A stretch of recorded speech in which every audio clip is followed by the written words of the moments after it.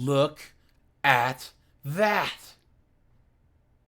Hey guys, AJ here back with another one for you. So recently I had a live stream with Jeff St. James. You guys might know him. He's blowing up all over the internet, And people are calling him Kevin Samuels 2.0. They're calling him the Godson, Dude, he's awesome. He's smart.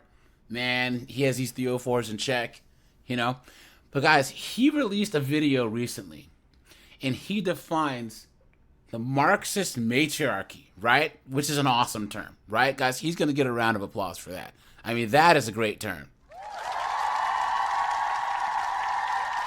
Because, guys, we are living in a Marxist matriarchy. That's the whole point of this effeminist foolishness, this I am woman, hear me roar, in numbers too big to ignore. Guys, I always say this. Feminism is socialism, and now I can say that it's a Marxist matriarchy, right? And guys, we have this clip here where Jeff's really gonna go in and explain what this is. So guys, we'll get into this, but before we do, like, subscribe, drop a comment. Guys, I have a second channel called 50304s. That is linked in the description, so please go and check that out. Join my Discord, check out the playlist at the end. Guys, make sure to go over to Jeff's channel. I'll drop the link to his channel in the description. I'll also drop the link to this original video just in case you want to watch it without me interrupting it. Oh, and guys, I'm offering memberships now, so hit the join button or the link in the description. Guys, memberships really help the channel out. I appreciate all you guys that are already members, and let's get into this. Number 2 is I wanted to expose the current zeitgeist that we're in presently in Western countries, especially in America. We are in a mental, verbal, cultural, and political matrix of control by Marxist, extremist, third and fourth wave feminists. Yep. We are in a gynocentric, femme-centered society culturally. And I think in the quest to kind of move us away from the patriarchy and de-center men, there was an option to kind of center both of us, to center families, to center community. Instead, the far extremists of the feminist movement decided we should prioritize and kind of center women and be female-centered. This is why you'll hear terms like, as proof of this, believe all women, happy wife, happy life. They can pretty much be allowed to define what a real man is. They're allowed to say what's wrong with men, and their feelings can be above facts, even if it goes completely against their argument or their ideology. It's one of those things that's pretty much infiltrated every major area of our culture and society, from schools to HR departments, the media, you name it. And basically the conclusion is that it was socially acceptable to point out men's bad behaviors, and we aren't allowed to do the same with women. Now, why is that problematic? Well, one, when women try to do it, they're called pick-me's, and they're told to have internalized misogyny and that they need to decenter men. Yeah. But when men do it, what I've noticed both in myself and with other people, there seems to be a pattern of attack. And this was the second point I wanted to make. I wanted to expose how rampant and normalized this culture of primarily centering women and women's feelings and women's issues and women's concerns and women's perspectives. Anyone that steps out of line against it, especially men, this is typically the pattern of attack. Yep. Well, guys, I'll stop it right here. And guys, I've said this on this channel a long time, right? There's a reason why men aren't doing good in school, boys, because they assume in everything from schools to everything that the way that women are the default, and that the way men are is a pathology that has to be fixed. Adderall and Ritalin and all this foolishness, right? That the way they say that men aren't emotionally intelligent, but they assume that the way that women process everything is the default. And anything that differs from that, if you don't act the way that a woman would. How dare you? Right? They're called the misogynists. They're told not that, maybe what he's saying could be true, and maybe this is something I as an individual woman or us collectively need to improve on. Instead, they say, nope, if I don't like what he's saying, and it's about us, he has to hate women. Then they go to the second part. They'll call you sassy if you continue to engage. That's true. They'll call you gay. If you have a relationship, they'll try to figure out a way to undermine it or destroy it. They will obviously attempt to go through your past, scour the internet, find out what they can to try to expose you, to hopefully destroy your credibility and kind of, remove you from the audience, so to speak. And then lastly, they'll come for your credentials and they'll try to destabilize you economically with The hope being that you will believe what we believe and say what we allow you to say, and we will do all that we can do to break you until we get you to be silent and in submission. That's true. And guys, Jeff has already had people come for his credentials and everything as a therapist. You know? Oh, he ain't a real therapist. Da, da, da, da. And he just got started. So he is correct, guys. You know, these feminists, they are vicious, man. Absolutely insane. That is the environment that we're currently operating in and have been for quite a while.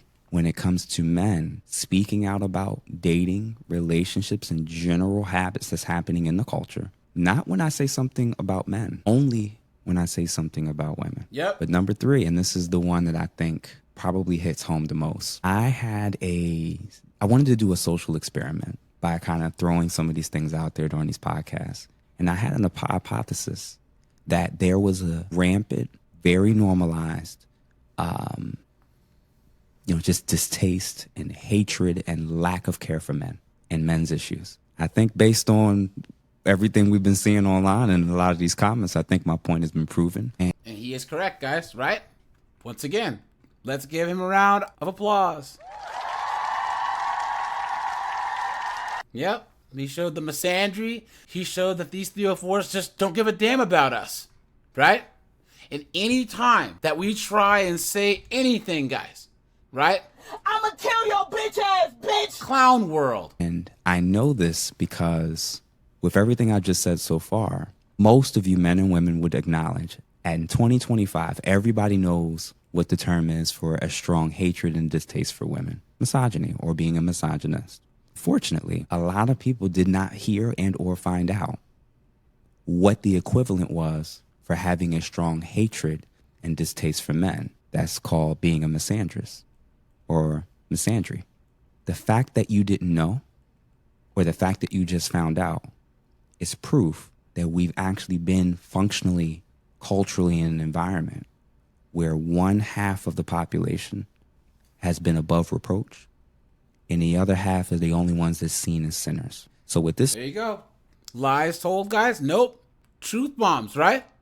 Look at this. Social experiment of trying to expose this rampant distaste and hatred and lack of just genuine care for men and men's issues. Case in point was like paternity tests. What were many of the comments that were being said? Stop whining. Why should we care? Men created the system, so men need to, it's men's issue. Oh, that's an apex fallacy, by the way. And I also made a point in the Sharing My Truth podcast with the two lovely ladies. I had said the only time a lot of women will care about men is often if they are in a relationship with them, if they are related to them, or if they can control him. And I think that Guys, I have to somewhat disagree there because I think, guys, we've heard these chicks on TikTok saying that their fathers weren't shit, right? Their grandfathers, blah, blah, blah, right? How many of these women called into Kevin Samuel's show and said, well, my father, he did everything for me, but it wasn't good enough, da-da-da-da, right? So he is correct, but I believe that there's still a good chunk of women. I would say 51% of women, they honestly wouldn't care if their brother or their dad was falsely accused. They would believe the sisterhood over their own brother, their own son, their own father, So the point has been proven.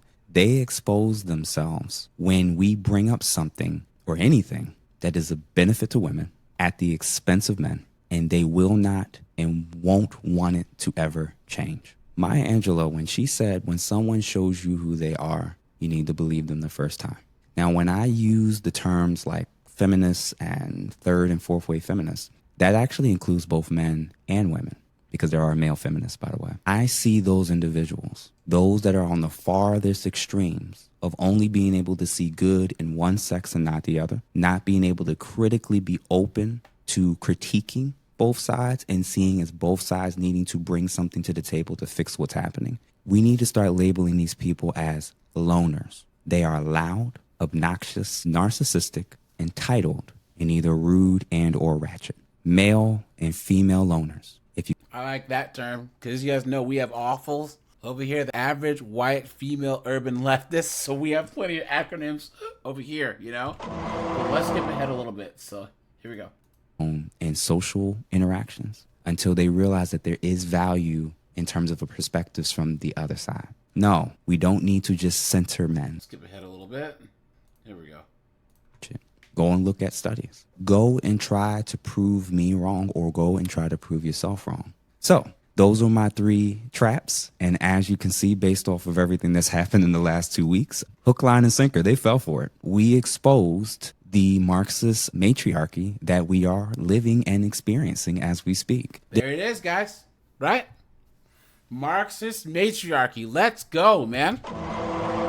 Guys, he's cooking. He's cooking over here. A Marxist matriarchy of social socialists. That's all these chicks want, right? They want to be able to say what they want. All this bad stuff about us men, right? Calling us trash and all this other stuff. But then the moment that we even say what's true, all of a sudden, how dare you? Clown world, right? And like Jeff said here, Jeff St. James said, he did his experiment. He put his feelers out there in these podcasts, and these dunderheaded broads fell for it. Guys, what do you think, right? You guys, I'll drop the link to his channel and this video. You know, guys, go and check him out. I'll try and have him back on the show. He's a busy man. But yeah, guys, you know, he's doing really, really, really good. And guys, he couldn't have defined it any better than this. So, all right, you guys, I appreciate you guys. Like, subscribe. Guys, I'm out of here. Have a good one.